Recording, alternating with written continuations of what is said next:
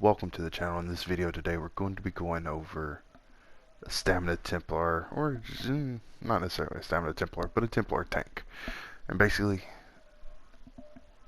Templars are not used as much more in-game, but they can be a lot of fun in 4-man content. I've had no issues completing a lot of stuff with this, so let's just go ahead and jump into it. Max Magicka is 21k. My maximum health is 36.6. My max stam is 23.4. My magic recovery is 1.7. Now I have 23.7k spell resistance and 21k physical resistance on buffs. Now I am an Imperial, so you may have to allocate your points differently than mine, but I have 28 into Magicka, 27 into health, and 9 into stamina. And of course, this may also, you may have to change this up with your depending on the enchants. Boon I'm running is just basic tri-staff food, or the food that I'm running is basic tri-staff food. The boon I'm running is the Atronach for more magic recovery. Now, champion points. 18 Warlord, 20 Sprinter, 29 Bashing Focus, 64 Arcanist, 64 Tenacity, 35 Tumbling, 40 Shadow Ward, 64 Blessed. These don't really matter as much. You know, I have them here, a little bit here, just to increase the damage from my taunts and stuff. Just a little extra damage. 31 Ironclad, 36 Spell Shield, 64 Hardy, 64 Elemental Defender, 16 Bastion, 23 Quick Recovery, and 36 Heavy Armor Focused. Now, I do want to go back to the stat sheets real quick. I do want to say I see a lot of tanks putting a lot of stuff into stam recovery. And I just want to go ahead and get this out of the way with, because I didn't address it in the Dragon Knight video. I'll make sure to address it in the future videos for the tanks.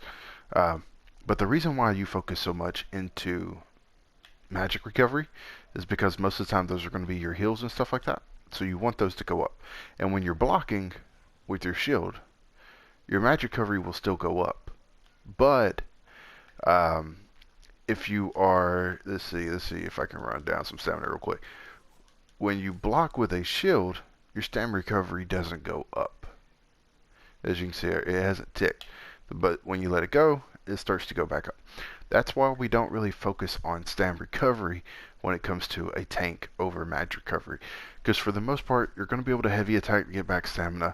And on top of that, between shards, orbs, hopefully your healer, or maybe DPS lately has been running orbs and stuff like that, you can get your stamina back from those. So that's the reason why you have your max stamina higher than your max magicka, so that way shards and orbs will give you your resources back on stamina instead of magicka. And that is why we run more magic recovery over stam recovery. So, with that out of the way, let's go ahead and jump into the sets. First set we're running is Battalion Defender. The set is really nice when you want to be able to keep yourself up, or just kind of help with heals a little bit. And as a Templar, I like heals, healing myself along with my group. So we're running a sword and board on our front bar and a ice staff on our back bar. We're running an infused ice staff with a crusher enchant. And on our front bar, we're running a weakening enchant on an infused one-handed. The shield can be whatever you want. If you want it to be infused, it can be infused, sturdy, reinforced. It's up to you. But I like to either go with sturdy or infused.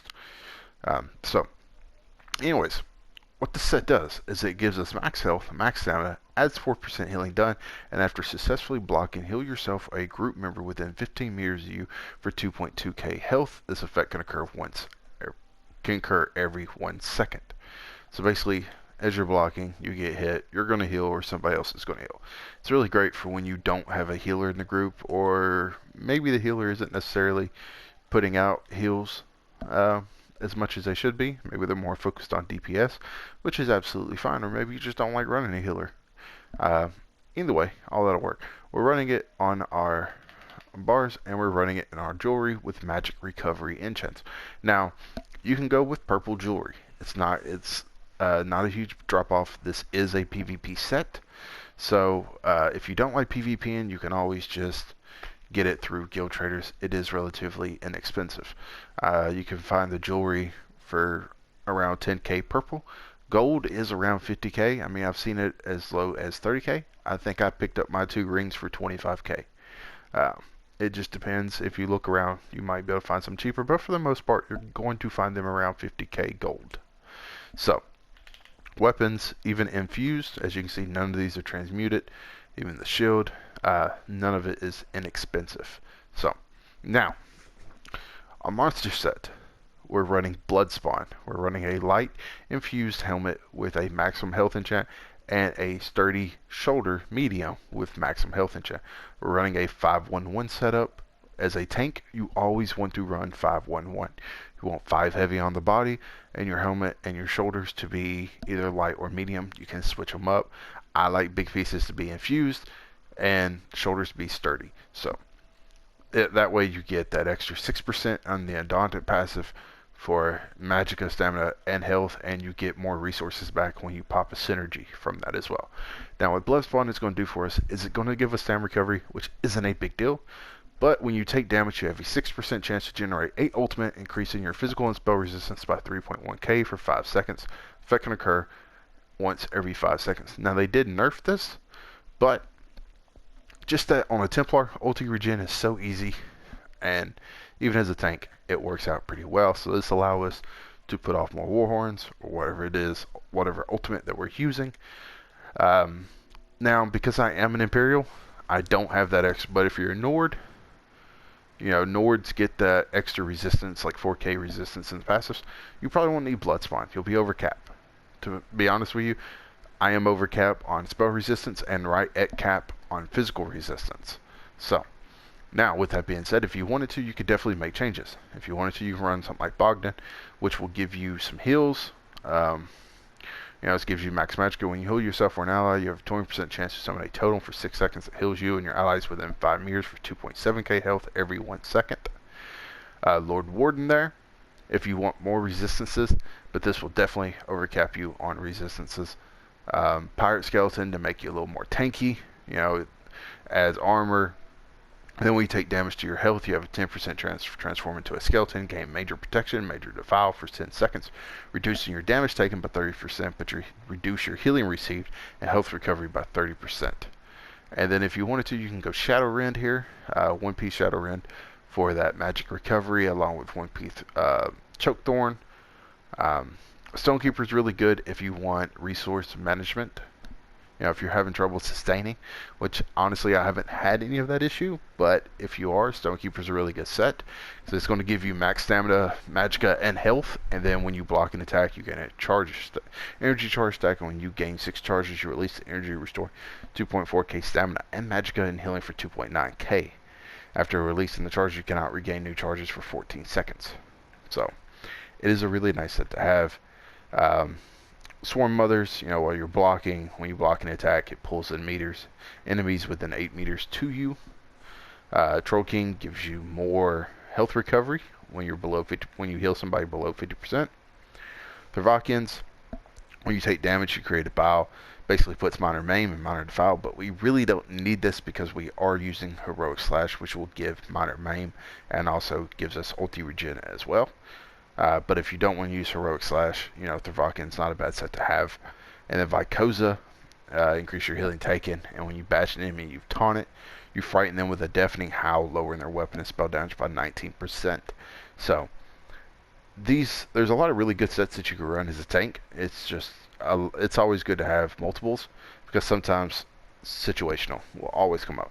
Because you're not going to use the same set for everything. Like, you're not going to use Blood Spawn for some of the more heavier trials like Vet Hellraw or things like that. You might want Lord Warden, so you always have those resistances, or Shadow Rend or Stonekeeper for Vet AA for tanking, or Vykoza for Vet Hellraw again. I mean, it just really depends. Each set will have circumstances, and it's always good to have multiple sets just sitting around. So now, our second 5-piece set we're running is Aquavir Dragon Guard. This set comes from Eastmarch, if I'm not mistaken. It's an overland set, so of course you can farm it very easily. Chest, gloves, and legs will come from public dungeon bosses, where you can get the waist and the boots from delve bosses. Now I am running all these with stamina or triglyphs, because I do use this a lot in tanking trials and things like that. So I do like having Hikajo on there, but you can really just use all max Magicka, or not all max Magicka, my bad, but maximum health, and then just put these put your points in as you go to where you need them the most. So you would probably focus more on stamina and Magicka over health. So now big pieces, infuse, and then little pieces, sturdy. You know, your waist, your gloves, and your boots are sturdy. Now, what this set does is it gives us magic recovery, it gives us healing taken, max health, and reduce the cost of your ultimate by 15%. So we get ultimate back pretty quick, and due to that, our war horns are very cheap. 200 ultimate, where normally I think they're 250, 245, 250, something like that. So very cheap, very ineffective. Of course, if you don't have Dragon, there are multiple other sets you can usually. Ebon's a good set, or Torog. If you don't want to run Battalion Defender, Torog is not bad with Dragon. Really, you can pair Dragon with just about any other tanking set, and you will be absolutely fine. But I highly recommend Dragon a lot. At least have a set of this. It's always good to have a set of this, no matter if you use it or not, because sometimes if you're off tanking, Dragon is really good for keeping those war horns up, or you know, sometimes you just could use those extra resources for whatever reason. So skills. Our main taunt, pierce armor. We're gonna thrust our blade into them, dealing some damage, but we're also going to inflict the enemy with major fracture and major breach, reducing their physical and spell resistance by 5.2k for 15 seconds. This is our main taunt. Also, this is going to lower the resistances to allow our DPS to do more damage. You want to run this. So, also, you want to, I would try to always taunt within, like, when you've got 2 seconds left. So you can see the taunt. You'll see the little shield break up there. It's the very last one on the far right. So always, if you have that buffs on and stuff like that, try to get it when it's got 2 or 3 seconds left. Just refresh that. Also, that first one that you see that pops up and disappears after 4 seconds, that is your weakening enchant going off from your staff. That's this enchant. That's what that symbol is. If you're ever wondering what that is, I mean, honestly, I can't tell you what it is. I really don't know, but that's just kind of what that is. So, Heroic Slash is our next ability. We're going to deal some damage, but we're going to apply them with minor maim, reducing their damage done by 15% for 12 seconds. You gain minor heroism, granting you 1 ultimate every 1.5 seconds for 12 seconds.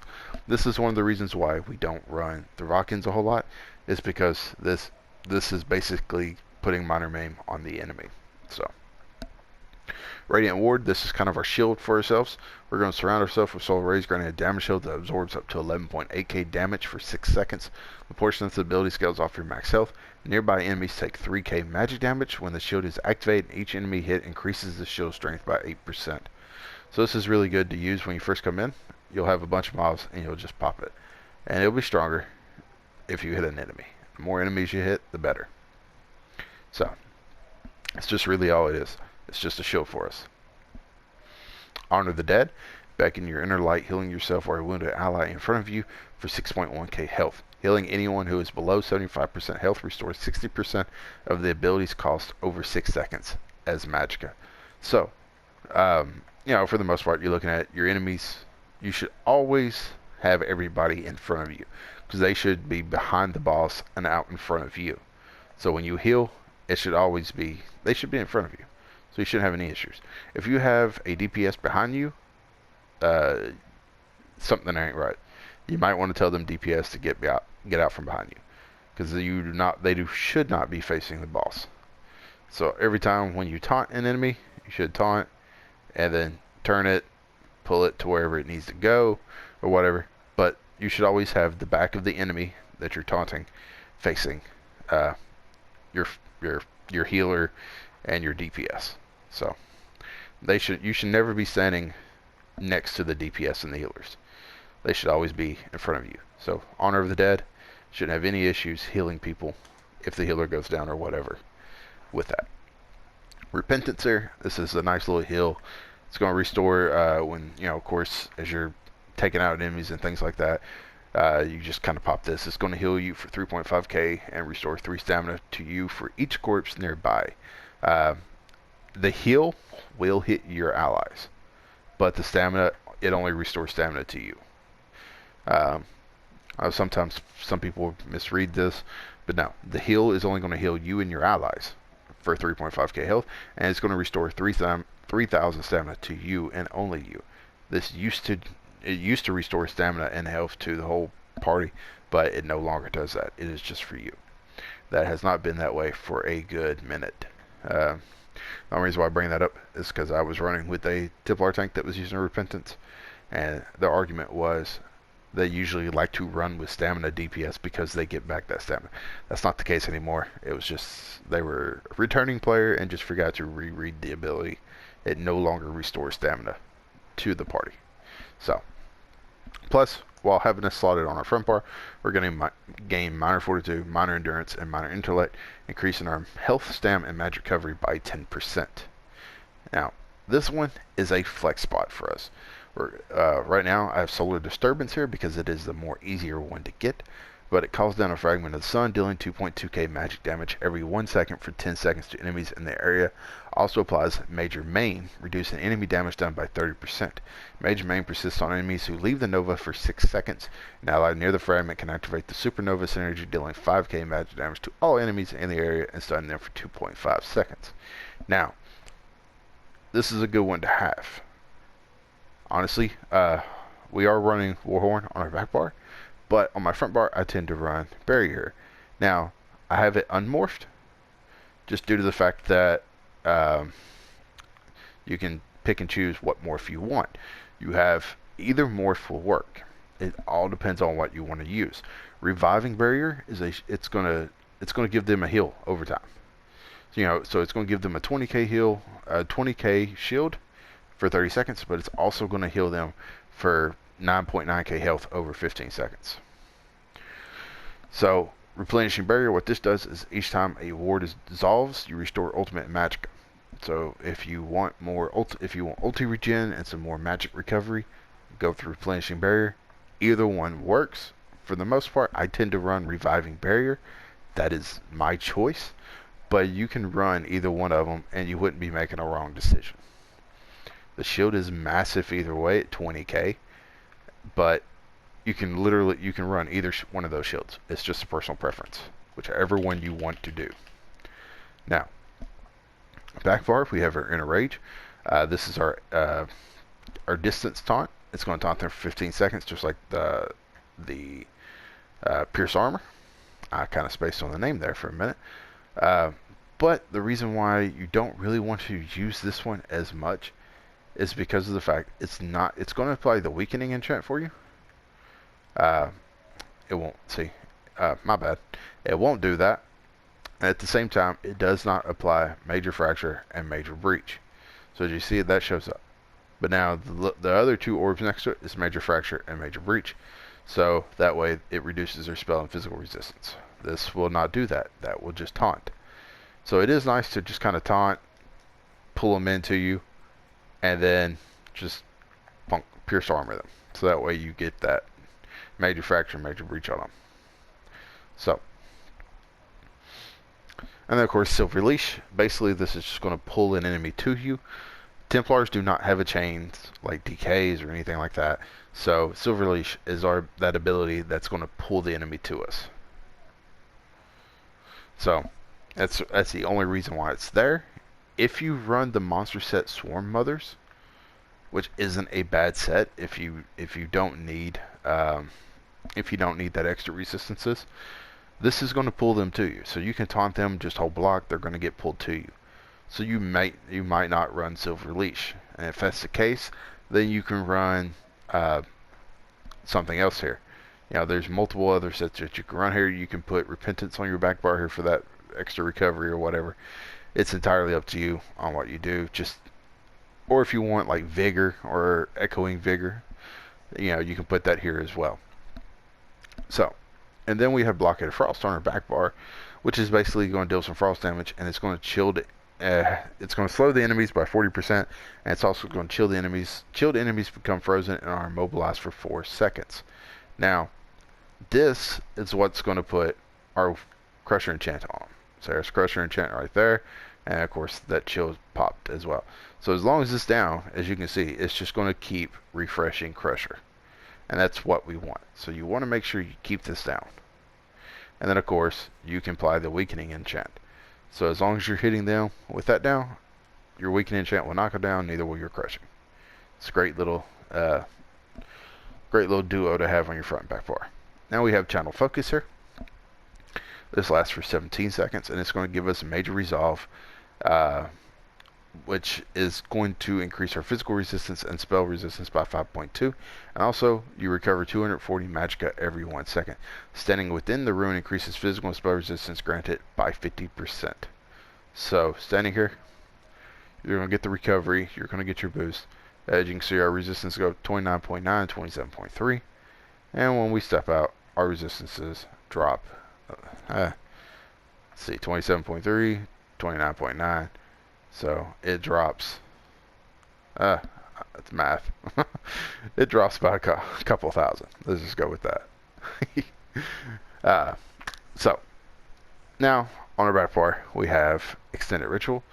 Exalt the Sacred Light of Adra, cleansing up to 5 harmful effects from yourself immediately, healing you and nearby allies for 1.3k health every 2 seconds for 18 seconds. Allies in the area can activate the Purify synergy, cleansing all harmful effects from themselves and healing for 3.4. Ability scales with your highest offensive stat. So this is just another kind of heal. That's all it is. We're going to stand in it. It's massive. So as long as they're standing in here, they're getting a heal. So it's just a nice little way to extra heals. That's pretty much it. Plus it kind of works as a purge without having to purge all the time. They can just pop it if they need to. And then of course on our back bar we have Aggressive Warhorn. We sound a Warhorn to rally your forces, increasing you and your group's max Magicka and max stamina by 10% for 30 seconds. You and your allies gain major force, increasing your critical damage done by 15% for 8 seconds. This is the ability that we're going to use the most. For the most part, you're going to start with Warhorn to start the fight, and then when it gets around execute range, you're going to pop Warhorn again. So that is pretty much that's pretty much the skills that are set up. Keep in mind, we're running Solar Disturbance. If you have Barrier, go ahead and use it. Now, Aggressive Warhorn, I think you get it at level 4 with your Assault. And that's pretty much, you go in, you do the main quest, you just run from place to place. You'll be level 3, halfway through 3 or something like that. And then you can do a couple BGs, just get carried through. You know, it ain't got to be anything major. Or just jump in a Zerg and take a couple keeps and you should hit level 4 really quickly, unless you're just having horrible luck. But it shouldn't take you too long to get Aggressive Warhorn, and then you're good to go. But I would recommend taking the 30 minutes to get in PvP to get Aggressive Warhorn. Or if you just don't want it, you can use Solar Disturbance there, of course, on your front bar, and then just go Rite of Passage, and just kind of use. I would go with Remembrance, where you take less damage, and it's just one big old heal. That's all it is. So I would replace that, or just use your one-handed shield and sword ultimate on your front bar, and put Solar Disturbance on your back bar, whatever you like. And then of course pots, your crown tri restoration pots are fine, or your Essence of Health tripods. Longfin pasta with melon sauce is absolutely fine to use on a tank. Of course, Bewitched Sugar Skulls I think right now is best, because it gives you a little bit of health recovery as well. But yeah, so that is pretty much a tank for a Stamina Templar. Very fun, very easy to use, not very complicated at all. And when you go in, you run a taunt and stuff. I usually like to hit my shield there, just to do a little bit of damage and hit everybody. But you'll pretty much just go in on a boss, hit that, get that, you know, make sure that the boss is facing away from the DPS, and then just kind of taunt and tank and follow mechanics. That's pretty much all there is to it.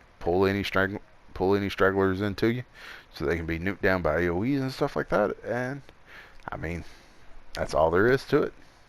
So if you enjoy stuff like this, don't forget to subscribe. As always, and until the next video, take care.